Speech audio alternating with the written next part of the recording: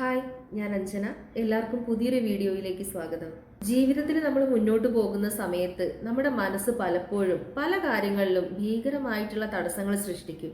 ലൈഫിൽ നമുക്ക് എന്തെങ്കിലും ആയിത്തീരണം എന്നൊക്കെ ആഗ്രഹം ഉണ്ടാകും, എന്നാലും എവിടെയോ ഒരു ഭയം.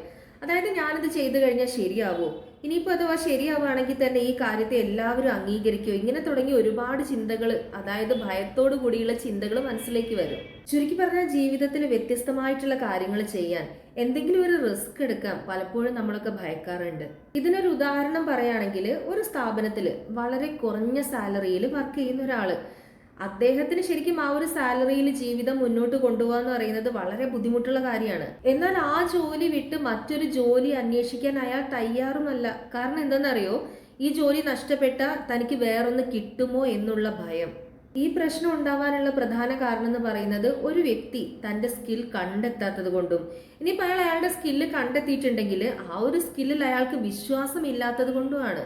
ഒരു നേട്ടവും ഉണ്ടാകുന്നില്ലെങ്കിൽ നമ്മൾ ഒരു പാതയിൽ തന്നെ തുടരണോ, അതോ പുതിയ പാത കണ്ടെത്തി അതിലേക്ക് ഉയരണോ എന്നത് നമ്മൾ തീരുമാനിക്കേണ്ട കാര്യമാണ്. പല ആളുകളും കുറഞ്ഞ സാലറി ആണെങ്കിലും അവിടെ എന്തെല്ലാം വെല്ലുവിളികൾ നേരിടുന്നുണ്ടെങ്കിലും അതൊക്കെ സഹിക്കാൻ തയ്യാറായിട്ട് അവരുടെ സ്വപ്ന ജീവിതം നേടിയെടുക്കാൻ ശ്രമിക്കുന്നില്ല. അതായത് സ്വപ്നങ്ങൾ എന്നും അവരുടെ ജീവിതത്തിൽ സ്വപ്നങ്ങളായിട്ട് തന്നെ അവശേഷിക്കുന്നു. ബോബ് പ്രോക്ടർ പറഞ്ഞിട്ടുണ്ട്, ബോൺ ടു ബി റിച്ച്, അതായത് നിങ്ങൾ വളർച്ചയിലേക്ക് മുന്നേറുമെന്ന്. എന്നാൽ ഈ വളർച്ചയ്ക്ക് തടസ്സം നിൽക്കുന്ന വില്ലനോ നമ്മുടെ മനസ്സ് തന്നെ. ശരിക്കും പറഞ്ഞാൽ നമ്മുടെ സബ് കോൺഷ്യസ് മൈൻഡ് എന്ന് പറയുന്നത് അലാവുദ്ദീന്റെ അത്ഭുതവിളക്ക് പോലെയാണ്. നമ്മൾ അതിനോട് എന്തെങ്കിലും കാര്യം ആവശ്യപ്പെടണം, അതിൽ വിശ്വസിക്കണം, അത് സ്വീകരിക്കാൻ തയ്യാറാവണം. നമ്മൾ പലതും നമ്മുടെ സബ് കോൺഷ്യസ് മൈൻഡിനോട് ആവശ്യപ്പെടും, പക്ഷെ നമുക്ക് വിശ്വാസം ഇല്ല, ഉറച്ച വിശ്വാസം ഇല്ല, അത് നടക്കോ ഇല്ലയോ എന്നുള്ള കൺഫ്യൂഷനാണ്. അതുകൊണ്ടാണ് പല ആളുകളുടെയും മാനിഫെസ്റ്റേഷൻ ഒന്നും നടക്കുന്നില്ല എന്ന് പറയുന്നത്. ഒരു കഥയുണ്ട്, അതായത് ഒരുപാട് കാലങ്ങളായിട്ട് മഴ പെയ്യാത്ത ഒരു ഗ്രാമത്തിലേക്ക് ഒരു സന്യാസി എത്തുകയാണ്.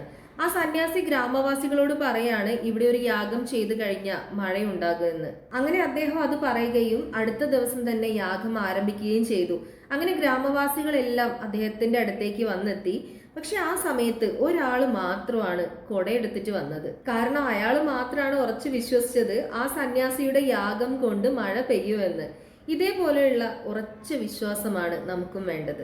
ഈ യൂണിവേഴ്സിൽ നമുക്ക് ആവശ്യമായിട്ടുള്ള സമ്പത്തും എല്ലാ കാര്യങ്ങളും ഉണ്ട്, പക്ഷെ അത് നേടിയെടുക്കാൻ ആവശ്യമായിട്ടുള്ള ഫ്രീക്വൻസിയിലോട്ട് നമ്മൾ എത്തിച്ചേരണം. ജീവിതത്തിൽ നമ്മൾ കുറച്ചൊക്കെ ധൈര്യപൂർവ്വം റിസ്ക് എടുക്കാൻ തയ്യാറാവണം, അല്ലെങ്കിൽ നമ്മൾ പലതും സഹിക്കേണ്ടതായിട്ട് വരും. ഇതിനൊരു ഉദാഹരണമാണ്, നമ്മളിപ്പോൾ ഒരു ബന്ധം എത്ര ടോക്സിക് ആണെങ്കിലും അതിൽ തന്നെ തുടരുക എന്ന് പറയുന്നത്. ഇതേപോലെ തന്നെ നമ്മളൊരു സ്ഥലത്ത് എത്ര ശാരീരിക മാനസികമായ ബുദ്ധിമുട്ടും സാലറിയും ഒക്കെ കുറവാണെങ്കിലും നമ്മൾ ആ ജോലിയിൽ തന്നെ തുടരുക. അതായത് നമുക്ക് മറ്റൊന്ന് കിട്ടില്ല എന്നുള്ള ഒരു അബദ്ധ ധാരണയാൽ ആ ജോലിയിൽ തന്നെ എല്ലാം സഹിക്കാൻ തയ്യാറായിട്ട് തുടരുക. ഈ ഭയത്തെ മറികടക്കാനുള്ള വഴി എന്ന് പറയുന്നത്, നമുക്ക് അറിയാത്ത ഒരു കാര്യമാണെങ്കിലും ജസ്റ്റ് അതിലേക്ക് കാലെടുത്ത് വെക്കാനുള്ള ഒരു ധൈര്യം നമ്മൾ കാണിക്കണം. അതായത് പുതിയൊരു ആശയം നമ്മുടെ മനസ്സിൽ വന്നാൽ അതിനെക്കുറിച്ച് അന്വേഷിക്കാനും അതിന്റെ സാധ്യതകളെ കുറിച്ച് മനസ്സിലാക്കാനും ശ്രമിക്കുക. ഇതിന് നമ്മൾ വളരെ ചെറുതായിട്ടാണെങ്കിലും ആദ്യ ചുവടുവയ്പ്പിന് തയ്യാറാകണം. നമ്മുടെ ഉപബോധ മനസ്സിലേക്ക് നമ്മൾ മാറ്റത്തിനായിട്ടുള്ള തീരുമാനം കൊടുക്കുമ്പോൾ തന്നെ ഉപബോധ മനസ്സ് അതിനാവശ്യമായിട്ടുള്ള സാധ്യതകളെ തിരഞ്ഞു കണ്ടുപിടിക്കാൻ ശ്രമിക്കുന്നു. ഇതൊക്കെ വളരെ സിമ്പിൾ ആയിട്ടുള്ള കാര്യങ്ങളാണ്. അതുകൊണ്ട് നിങ്ങളിപ്പോൾ ഏതെങ്കിലും ഒരു കംഫർട്ട് സോണിൽ കുടുങ്ങിക്കിടക്കുക എന്നുള്ളൊരു തോന്നലുണ്ടെങ്കിൽ അതിനെ ബ്രേക്ക് ചെയ്യാനുള്ള കാര്യങ്ങളെ കുറിച്ച് അന്വേഷിക്കാൻ ശ്രമിക്കുക, കണ്ടെത്താൻ ശ്രമിക്കുക.